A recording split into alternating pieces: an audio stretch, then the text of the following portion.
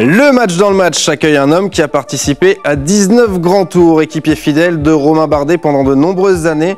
Notre invité a tourné la page de sa carrière sportive il y a moins d'un mois, à l'issue du Tour d'Espagne. Michael Cherel nous fait le plaisir d'être notre invité. Bonsoir Michael. Bonsoir. Merci d'être avec nous. Vous avez donc pris votre retraite le 17 septembre, au soir de la dernière étape de la Vuelta. Comment se passent ces premières semaines en tant que jeune retraité? Pour le moment, pas trop mal. Si j'avais su que c'était comme ça, je l'aurais peut-être pris avant d'ailleurs. Mais non, je dois dire que voilà, j'ai pu consacrer du temps à la famille. C'est vrai que c'est un métier qui est prenant. Voilà, je suis parti environ 150 jours par an pour les compétitions ou les stages. Donc voilà, j'avais besoin de ça aussi, de me ressourcer en famille. Et puis j'ai été occupé aussi parce que j'ai commencé une formation. Donc la transition est assez courte. Et c'est ce que je souhaitais, donc pour pas gamberger et profiter, mais vite me recentrer sur ce qui allait se passer dans mon après-vie. Vous parlez de votre famille, Pascaline, votre femme et vos deux enfants, Chiara et Paolo, étaient présents, il me semble, à Madrid. Comment est-ce que vous avez vécu cette dernière journée dans la peau d'un cycliste professionnel?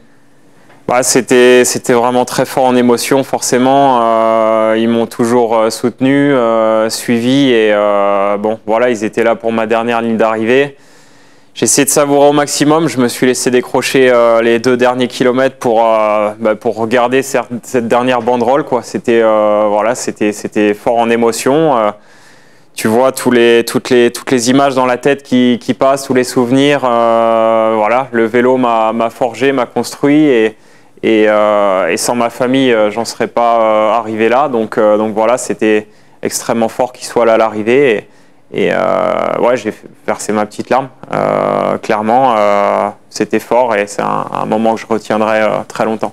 Quand on parle de la retraite d'un sportif, on parle souvent de petites morts. Comment vous l'appréhendiez, ce dernier jour de course? On en a beaucoup parlé en fait avec mon épouse Pascaline parce que le mot est fort quand même, petite mort. Voilà, je voulais l'anticiper. Ça a été une réflexion qui a mûri. On ne se dit pas du jour au lendemain c'est bon, j'arrête. On a forcément en tant que compétiteur toujours l'envie de continuer, de poursuivre parce que c'est une vie qui est agréable, qui est dure, lourde de sacrifices, mais voilà, quand on est passionné comme je le suis de mon sport, c'est une grande joie quoi, de pouvoir en vivre. Et voilà, donc on a beaucoup parlé de ce qui pourrait se passer dans cette vie d'après, une fois que j'aurai dit stop, et je pense que je l'ai plutôt bien appréhendé. Ça passe par une construction via une formation, par voilà, un projet, un deuxième projet de vie professionnelle qui mûrit petit à petit aussi, même s'il n'est pas encore tout à fait concret. Mais voilà, c'est une réflexion qu'il faut avoir et je pense plutôt l'avoir bien appréhendé pour ne pas vivre cette petite mort justement. On va revenir sur votre longue carrière et sur votre vie en général, Michael. Vous êtes né à Saint-Hilaire-du-Harcouët, on prononce comme ça? Oui. Dans la Manche, non loin du Mont-Saint-Michel. Et le cyclisme, ça commence à 12 ans pour vous. Racontez-nous ces débuts. Ouais, je me suis mis au vélo parce que je courais bien. J'étais souvent performant sur les crosses, les petites compétitions de cross qu'on fait intercollège, etc. Et généralement, celui qui terminait deuxième derrière moi, il était bon au vélo. Il gagnait des courses les week-ends, etc. Et il m'a invité à rejoindre son club. Et voilà, je l'ai battu assez rapidement en vélo. J'ai gagné ma première course, puis les suivantes ont été réussies également. Et voilà, je me suis prêt à rêver à en faire un métier aux alentours de 17 ans, quand je suis parvenu à être champion de France. Et voilà, j'ai commencé à avoir des contacts avec des équipes professionnelles. Et voilà, je me suis prêt à rêver de pouvoir en faire un métier et jamais j'aurais pensé que je serais encore là à discuter de tout ça à 37 ans. Ça a été une carrière, une belle carrière, malheureusement pas ponctuée de victoires, mais j'ai pris un énorme plaisir, un plaisir fou. Et pour moi, c'est le principal. Vous avez rapidement senti que vous aviez des qualités physiques supérieures à la moyenne? Ouais, c'est quelque chose qui se voit. le travail c'est beaucoup, le mental aussi, mais bon, il y a quand même quelque chose d'héréditaire, de physiologique. Hein. C'est clair que je me suis pas rapidement heurté à un plafond de verre et j'ai pu progresser, repousser mes limites année après année. Et ouais, ça a réussi et j'en suis vraiment heureux parce que c'est un métier de privilège, quoi. C'est un métier passion et ouais, voilà, c'était chouette. Ça vous fait quoi de revoir des photos de vous au début? C'était à l'époque où je chantais le week-end aussi. C'était à l'époque des boys bands, ça. Mais ouais, c'est beaucoup de souvenirs, forcément. Voilà. Non, mais j'ai adoré cette vie et d'être invité ici pour en parler, c'est chouette aussi. Le cyclisme, ça commence donc pour vous en 98, qui n'est pas une belle année pour le cyclisme, c'est l'affaire Festina. Est-ce qu'il y avait des réticences de votre côté ou dans votre famille de rêver d'un monde pro? Ouais, il y avait des craintes, oui, des craintes de mes parents. Après, on suivait, quand j'ai commencé, on suivait vraiment le vélo d'assez loin. Je regardais pas encore les courses. J'étais passionné de football. D'ailleurs, j'en ai fait jusqu'en 98 et j'en avais un peu marre de voir faire tourner les coupes qu'on gagnait en tournoi. On devait faire tourner toutes les semaines avec mes coéquipiers. Et je dois dire que voilà, j'étais toujours assez déçu de les voir partir, ces coupes, et je me suis dit, ben, ce serait bien que je choisisse un sport où je peux les gagner moi-même et les garder pour toujours. Et le vélo me permettait d'avoir ce luxe-là. Et voilà, après, franchement, quand on est jeune, on n'y pense pas parce que bon, c'est les années sombres du vélo qui ont été très largement médiatisées, mais moi, j'avançais pas à pas dans un milieu amateur qui était préservé de tout ça, forcément.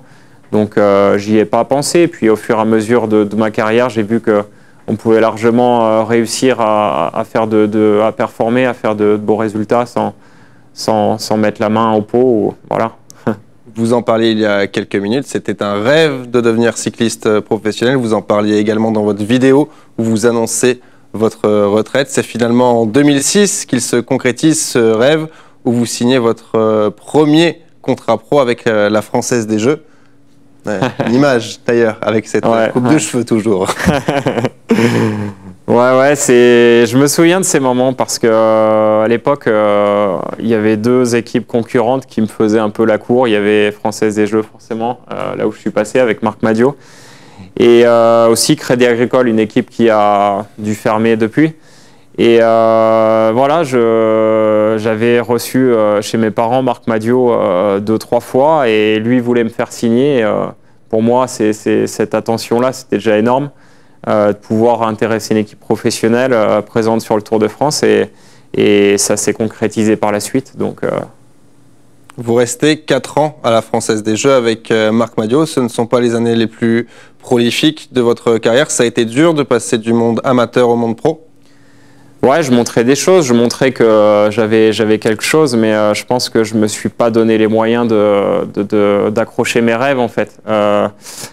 Je sortais d'une brillante carrière, enfin de brillantes années amateurs, juniors notamment, où je gagnais pas mal de courses et je crois que tout est arrivé trop vite, tout est arrivé trop facilement, sans que je sois poussé dans mes retranchements et sans que je me donne les pleins moyens. Et une fois que j'ai signé mon premier contrat pro, bah voilà, c'était la belle vie. J'étais jeune, je faisais, voilà, j'avais mon métier qui était, je pensais que ça allait être simple de tracer pour les 10 prochaines années. Et puis c'est vrai qu'au terme de ces 4 années, je me suis vraiment remis en question parce que c'était bien, mais pas suffisant. Donc voilà, à ce moment-là, je rentre en contact avec la G2R La Mondiale, mon équipe dans laquelle je suis resté 13 années. Et de suite, après une introspection, une réflexion, je me suis dit, loupe pas le coche, quoi. C'est la vie que t'aimes, mais donne-toi les moyens de réussir. Et ouais, j'ai adopté de nouvelles méthodes de travail et surtout une rigueur, une hygiène de vie un peu plus irréprochable. C'est pour ça que vous parlez de point zéro de votre carrière quand vous rejoignez à G2R alors que vous avez déjà 4 années pro dans les pattes? Ouais, tout à fait, ouais. Ouais, je crois que, voilà, pour compléter ce que je dis, c'est que jeune, junior, 16, 17, 18 ans, j'étais déjà pleinement impliqué dans ce rêve-là, dans ce cheminement que je voulais avoir. Et j'étais déjà très sérieux et j'ai vécu ma jeunesse un peu plus tard, quoi. Une fois que c'était signé, une fois que j'avais un contrat, un métier, des sources de revenus. Et c'était pas compatible avec la rigueur que demande le cyclisme de haut niveau. Il y a des regrets aujourd'hui? Non, non, non, j'aime vraiment pas ce mot et ça m'a construit en fait. Non, non, la chance, ça a été justement de réfléchir et d'avoir cette lucidité en fin 2010 pour me dire que ça pouvait pas continuer ainsi. Donc non, j'ai vraiment aucun regret sur mes premières années. Lors de votre première saison avec AG2R La Mondiale, vous êtes tout proche d'un succès. On est sur le Tour de Romandie. Vous êtes à la lutte au sprint. On voit l'image avec Alexander Vinokourov, une étape qui s'achève à Neuchâtel. Et vous êtes tassé, on le voit. Et ça vous agace. Ouais. C'est vrai que là, il n'y a pas de mensonge à raconter. C'est moi qui lève le bras, mais je gagne pas. Donc j'aime pas le mot regret, mais là, sur ce coup-là, je peux en avoir. C'est clair que j'ai pas osé. Il me pousse un peu dans les barrières. Enfin, il joue le jeu du sprint, comme les sprinteurs le font, en écartant un peu les coudes. Et j'ose pas passer, mais je sens que dans les jambes, j'ai les moyens de le devancer, quoi. Donc, ouais, c'est dommage. C'est dommage. Et à cette époque-là, en 2011, je sais pas que c'est ma dernière opportunité de passer si proche de la victoire.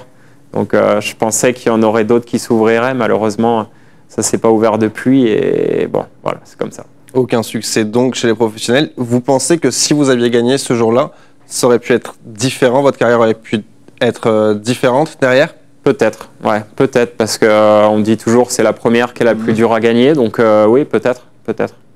Chez AG2R, vous devenez incontournable et vous allez vivre quelques moments intenses. Il y a notamment ce succès sur le classement par équipe du Tour de France en 2014.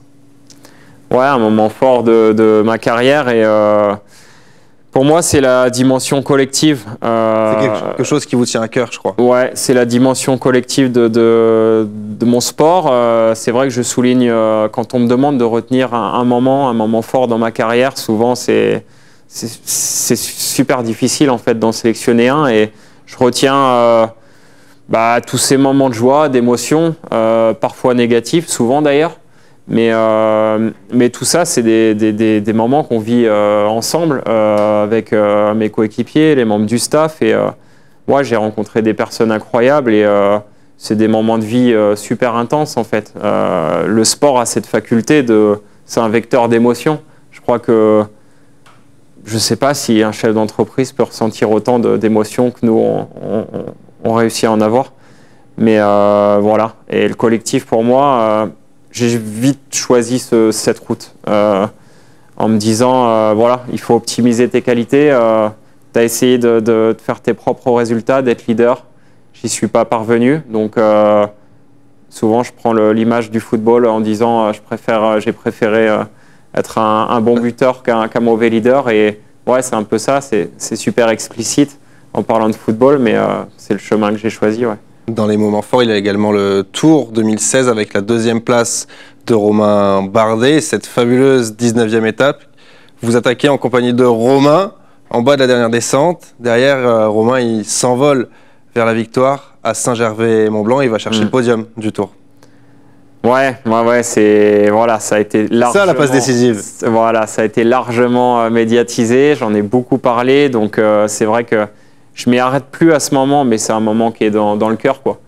Parce que, moi, en tant qu'équipier, rouler pour un mec que j'apprécie, un ami,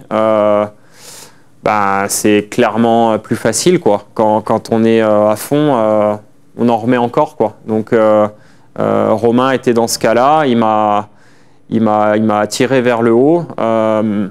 Il m'a beaucoup aidé à entretenir cette rigueur qui me permette d'être le plus performant possible. Et ce jour-là, il me faisait confiance, comme de nombreuses années aussi. Mais je retiens une chose, il me disait très régulièrement, t'es mes yeux. Lui était dans ma roue et je choisissais pour lui, en fait. Donc, Ouais, c'est fort. C'est fort quand un leader de la trempe de Romain Bardet te dit ça. C'est un moment fort de ma carrière professionnelle. Quand vous parlez de Romain, vous dites que c'est un ami. Lui dit de vous que vous êtes un de ses rares amis dans le monde du cyclisme. Ça vous fait quoi d'entendre ça de sa bouche? Ouais, c'est difficile à dire. C'est son jugement à lui. Voilà, c'est sûr que voilà, dans une vie, que ce soit de coureur cycliste ou ailleurs, on compte nos vrais amis sur les doigts d'une main. Dans le vélo, c'est pareil, c'est un microcosme, c'est une bulle et le vélo voilà, n'enfreint pas cette règle. Vous avez été un équipier précieux pour Romain. Qu'est-ce qui différencie finalement un équipier d'un leader? C'est le talent, l'ambition, la rigueur? Un mélange de tout ça? J'ai forcément beaucoup roulé à ses côtés en course, mais aussi en stage, à l'entraînement. Et c'est vrai qu'il a une faculté de récupération pour accumuler des charges de travail, c'est incroyable. Il cherchait toujours à faire une demi-heure de plus avant l'entraînement. On partait tous les deux. Parfois, on poursuivait même après l'entraînement, alors que tout le monde rentrait pour se ravitailler, manger, récupérer. Il y avait aussi la petite demi-heure de gainage, préparation physique à jeun aussi. Et moi, je l'ai beaucoup suivi. Ça m'a fait progresser, mais il y a un moment, voilà, je lui ai dit, écoute, là, ça commence à être trop pour moi. Je récupérais plus. Et la différence est là, en fait, c'est que physiologiquement, ils sont pas du même bois, en fait, ces mecs. On parle de Romain, mais voilà, les grands leaders du cyclisme mondial, c'est ça la différence. C'est que je parlais de plafond de verre en début d'interview, mais moi, je l'ai eu, mon plafond de verre, à 32 ans, j'estime. Et là, voilà, c'est de rester le plus haut possible, mais la source de progression, elle est quasi nulle. On parle de Romain, il y a un autre membre de cette génération 90 qui a mis un terme à sa carrière hier, c'est Thibaut Pinot. Quel regard vous portez sur la carrière de Thibaut? Je suis très admiratif. C'est vrai que ça a été souvent un des grands rivals de Romain. Donc voilà, moi je roulais pour Romain et forcément j'étais son premier supporter aussi. Donc moins de Thibaut, mais en tout cas je le respecte. C'est un coureur qui donne des émotions en fait. Quand il passe dans le ballon d'Alsace, il a réussi à me faire pleurer, quoi. J'étais à Valberg avec ma famille et j'étais pris d'émotion. Voilà. C'est un coureur romantique, c'est un coureur ouais, qu'on aurait pu. Je pense qu'il aurait été mieux dans un cyclisme un peu plus ancien. C'est un coureur de panache. J'apprécie beaucoup et qui plus est, il est discret, il fait pas de bruit, mais quand il parle, quand il dit quelque chose, tout le monde l'écoute, quoi. Donc, je suis admiratif de sa carrière.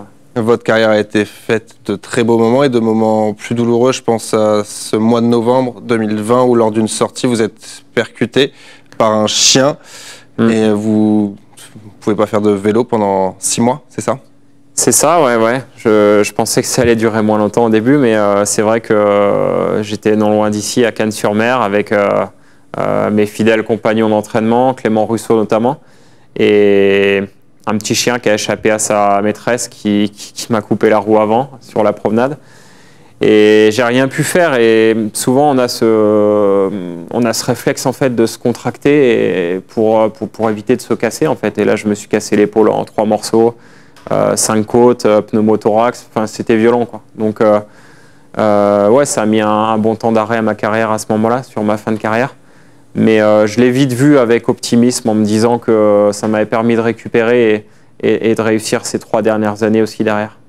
Il paraît que certains vous surnomment Jean-Paul Olivier. Pourquoi? Ouais, c'est vrai que je l'ai entendu, ouais, dans l'équipe notamment. Je suis passionné de mon sport, donc voilà, je le suis avec assiduité et j'imprime assez rapidement les résultats quand je les lis. Donc je peux, voilà. S'il y avait eu un quiz vélo. Je vais vous tester. En 2007, vous passez chez les pros, premier contrat pro. Qui remporte la Vuelta cette année-là? La Vuelta, waouh, là c'est question piège là. Ouais.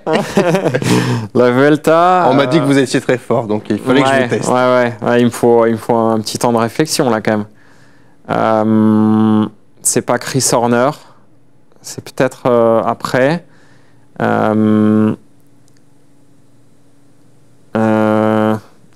Franchement, je vais pas donner ma langue au chat, mais je vais donner Contador parce que il en a gagné quelques-unes. Eh bien non, c'était un Russe, Denis Menchov de la Rabobank. La Vuelta? Ouais. Oui. Ah oui? Oui. Pas le Giro, Denis Menchov plutôt?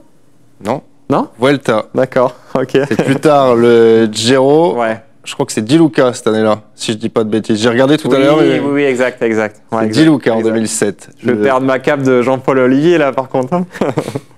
Bon, on vous le laisse quand même. Qu'est-ce qu'on peut vous souhaiter, Mickaël, pour la suite? De réussir cette deuxième partie de vie professionnelle, d'échapper à cette petite mort parce que franchement l'expression est forte et de continuer de sourire à la vie et de profiter en famille. On vous souhaite plein de bonnes choses. Vous êtes le bienvenu sur ce plateau quand vous le voulez. Merci d'avoir été avec nous, d'avoir été l'invité du match dans le match. Tout de suite, c'est la météo avec TV Monaco.